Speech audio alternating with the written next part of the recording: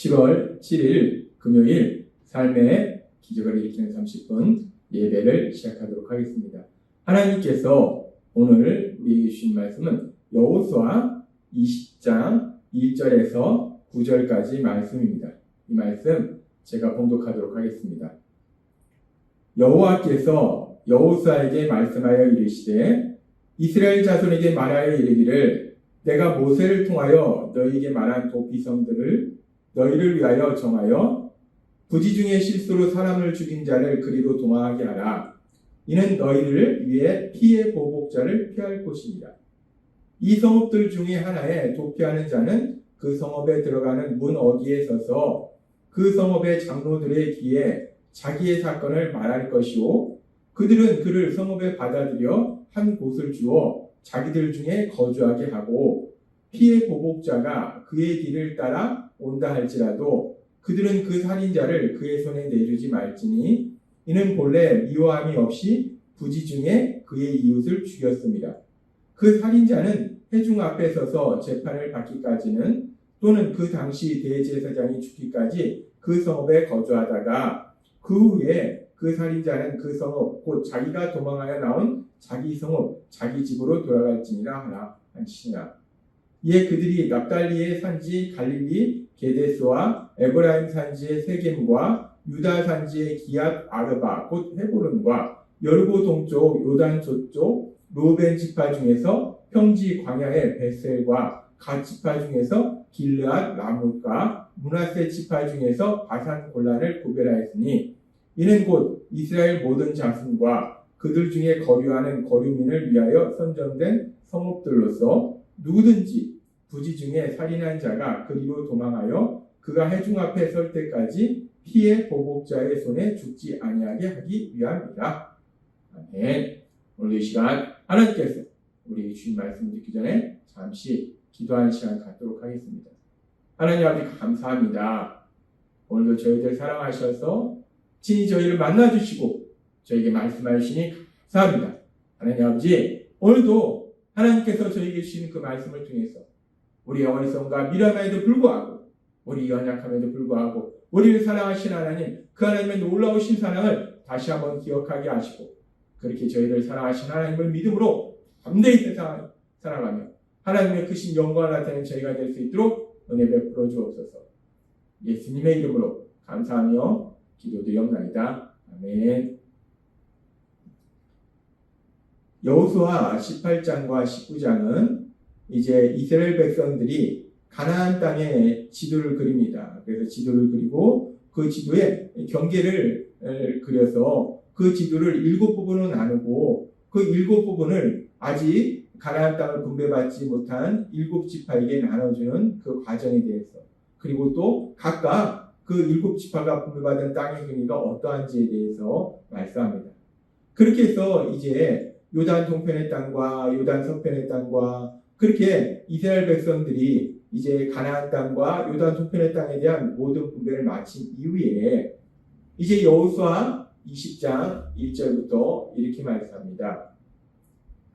여호와께서 여호수아에게 말씀하여 이르시되 이스라엘 자손에게 말하여 이르기를 내가 모세를 통하여 너희에게 말한 도피성들을 너희를 위해 정하여 부지 중에 실수로 사람을 죽인 자를 그리로 도망하게 하라. 이는 너희를 위해 피해 보복자를 피할 곳이니라 라고 말씀합니다. 이제 여호수아를 통해서 가나안 땅의 분배를 마친 이후에 하나님께서는 여호수아에게 말씀하실 때 이스라엘 백성들이 가나안 땅에 들어오기 전에 출애굽해서 광야에 있을 때 하나님께서 모세를 통해서 말씀하신 것처럼 도피성을 정하라 라고 말씀하십니다. 부지 중에 살인한 자가 도망하여 생명을 보존할 수 있는 도피성을 정하라 라고 말씀하세요. 하나님께서는 이스라엘 백성이 출애굽한 이후에 가나안 땅에 들어오기 전에 광야에서 생활하고 있을 때 모세를 통해서 이렇게 말씀하셨습니다. 신명기 19장 3절 말씀. 너희 하나님 여호와께서 너희에게 기업으로 주시는 땅 전체를 세 구역으로 나누어 길을 닫고 모든 살인자를 그 성읍으로 도피하게 하라 라고 말씀합니다. 이제 가나안 땅에 들어가게 되면은 그 땅을 세 구역으로 나눠서 거기에 도피성을 정해서 그 도피성으로 살인한 자들이 도피할 수 있도록 해라라고 말씀하신다는 거예요. 그래서 하나님의 말씀대로 이제 요단 동편과 요단 서편을 이제 각각 이스라엘 지파에게 나눠준 이후에 여호수아는 하나님의 말씀대로 순종해서 여호수아 20장 7절부터 9절까지 이렇게 말씀합니다. 이에 그들이 납달리의 산지 갈릴리 게데스와 에브라임의 산지 세겜과 유다 산지의 기랏 아르바 곧 헤브론과 여리고 동쪽 요단 저쪽 르우벤 지파 중에서 평지 광야의 벳셀과 갓 지파 중에서 길라 나본과 므낫세 지파 중에서 바산 골란을 구별하였으니 이는 곧 이스라엘 모든 자손과 그들 중에 거류하는 거류민을 위하여 선정된 성읍들로서 라고 말씀합니다. 하나님의 말씀에 따라서 하나님이 이제 그 땅에 들어가면 세 구역으로 나눠서 도피성을 만들라라고 도피성을 정하라는 그 말씀처럼 이제 요단강을 기점으로 요단 동편과 요단 서편, 요단 동편에 세 개의 도피성을 정하고 요단 서편 가나안 땅에 세 개의 도피성을 정합니다. 그래서 이스라엘 백성이 살고 있었던 요단 동편과 요단 서편 그 각각의 세 개씩 그래서 6개의 도피성을 정해요. 그렇게 하나님께서 이제 이스라엘 백성들에게 6개의 도피성을 정하도록 이렇게 말씀하시는데 왜 하나님께서는 요단 동편의 3개, 요단 서편의 3개 그렇게 6개의 도피성을 만들도록 하셨는가? 그 이유를 알 수 있는 말씀이 신명기 19장 6절은 이렇게 말씀합니다. 그 사람이 그에게 본래 원한이 없으니 죽이기에 합당하지 아니하나 두렵건대 그 피를 보복하는 자의 마음이 복수심에 불타서 살인자를 뒤쫓는데 그 가는 길이 멀면 그를 따라 잡아 죽일까 하노라 라고 말씀합니다. 어떤 사람이 살인을 하면 그 죽임당한 사람들의 가족들이 그 사람에 대해서 분노하고 복수하려고 해요. 그래서 그 사람을 죽이려고 합니다. 그래서 이 살인자가 도피성으로 도망가야 되는데 도피성이 너무 멀면 이 도망하는 중에 잡혀서 죽임을 당한다는 거예요. 그래서 도망하는 길이 너무 멀지 않도록 요단 동편에도 3개, 요단 서편에도 3개 이렇게 각각 3개씩의 도피성을 만들라라고 하나님은 말씀하세요. 너무 멀면 도망가야 될 곳이 너무 멀면 도망가다 잡혀서 죽임당한다는 거예요. 그리고 또 계속해서 하나님의 말씀을 보면은 신명기 19장 3절은 이렇게 말씀합니다. 너희 하나님 여호와께서 너에게 기업으로 주신 땅 전체를 세 구역으로 나눠 길을 닫고 모든 살인자를 그 성읍으로 도피하게 하라 라고 말씀하세요.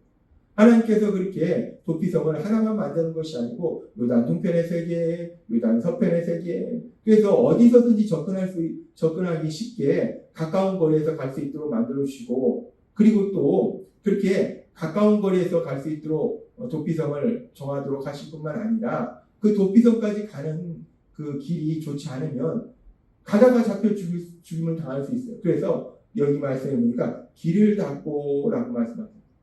어디서든지 그 도피성으로 갈 수 있는 길을 만들어 놓으라 라고 말씀하십니다. 우리는 이렇게 하나님께서 도피성을 요단 동편에 3개, 요단 서편에 3개 그렇게 6개를 만들도록 하셔서 어디에서든지 빠르게 접근할 수 있도록 만들어 주시고 또한 그 도피성으로 가는 길을 만들어 가신 하나님의 그 말씀을 통해서 하나님께서 얼마나 세심하신 사랑으로 사람들을 사랑하시는지 그 하나님의 세심하신 사랑 그냥 단순히 도피성을 만들어서 살인자가 도피하게 하라 라고 말씀하시는 것이 아니라 실제적으로 살인자들이 도피할 수 있도록 하나님께서 세심하게 배려해 주시는 그 사랑을 볼 수 있다는 그렇게 하나님께서는 이렇게 살인자들에 대해서 세심하게 그들이 도피해서 살 수 있도록 길을 마련해 주시는데 그러면서 우리가 이 말씀을 읽고 묵상하다 보면 하나님께서 그렇게 사람을 죽인 살인자에 대해서 도망해서 살 수 있는 그런 길을 열어주시는데 도피성을 만들라고 하시는데 근데 하나님은 이 살인에 대해서 뭐라고 말씀하셨는가? 이스라엘 백성이 꼭 지켜야 되는 하나님의 말씀들 중에서도 아주 중요한 말씀이 십계명의 말씀입니다. 근데 그 십계명의 말씀에 보면은 십계명의 제6계명에 출애굽기 20장 13절은 이렇게 말씀합니다. 살인하지 말라. 하나님은 분명히 말씀하세요. 살인하지 말라. 하나님이 분명히 말씀하셨기 때문에 이 말씀을 어기면 무서운 벌을 받을 수밖에 없어요. 하나님은 이렇게 분명히 살인하지 말라 라고 말씀하셨다는 거예요. 살인을 금하셨다는 거예요. 그래서 살인에 대해서 무서운 형벌을 받을 수밖에 없다는 거예요. 그렇게 하나님께서 분명히 살인하지 말라라고 말씀하셨는데, 그런데 왜 살인자들 위해서 도피성을 만들라고 하시는 것일까? 우리가 이 부분에 의문을 가질 수 있는데, 근데 이 의문은 우리가 여호수아 20장 3절의 말씀을 조금 더 자세히 살펴보면 그 의문이 풀립니다. 지금 이 말씀에 보면은 사람을 죽인 자를 그리로 도망하게 하라 라고 말씀하시는 것이 아니라 부지 중에 실수로 사람을 죽인 자.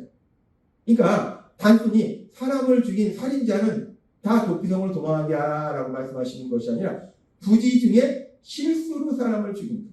이 부지 중에 실수로 사람을 죽였다는 것은 그 사람을 죽이고자 하는 의도가 전혀 없었는데 우연찮게 사고로 그 사람을 죽이는 그런 일을 행한 거예요. 그 마음속에 그 사람에 대한 미움이 전혀 없었는데 우연히 사고로 그렇게 그 사람을 죽이는 일이 발생하는 거예요. 이렇게 전혀 죽일 의도가 없이 누군가를 죽였을 때는 그렇게 죽이고자 하는 마음이 없는 상태에서 그 사람을 죽이는 그런 일이 있을 때는 그 살인자에 대해서는 이렇게 살 수 있는 도피성을 준비하라라고 하나님이 말씀하신다는 겁니다. 이 말씀에 보면은 지금 이 부지 중에 살인한 자, 부지 중에 실수로 살인한 자, 사람을 죽인 자, 부지 중이지만 실수로 사람을 죽였지만 어쨌든 그 결과는 사람을 죽인 거예요. 이 사람을 죽인 것은 회복할 수 없는 그런 죄입니다.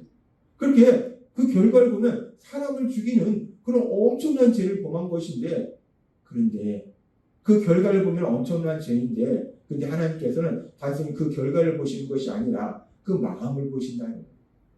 그 마음에 그 사람에 대해서 살인하고자 하는 마음이 전혀 없는데 우연찮게 사고로 그 사람을 죽인 거예요. 그 사람에 대해서 미움의 마음이 전혀 없는데 우연찮게 사고로 그 사람을 죽인 거예요.